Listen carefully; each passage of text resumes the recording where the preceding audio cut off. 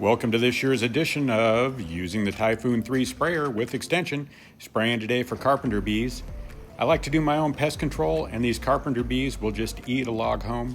And you can see just how easy this is. Right here I'm getting all the way up to 26 feet high. That extension's not too heavy, not too unwieldy, and you can get that spray all around those logs everywhere you need to. I think this is a must for somebody who wants to do their own pest control, and especially for controlling insects that are really out of reach for anything except for maybe getting up on a really high ladder. I really do like this piece of equipment.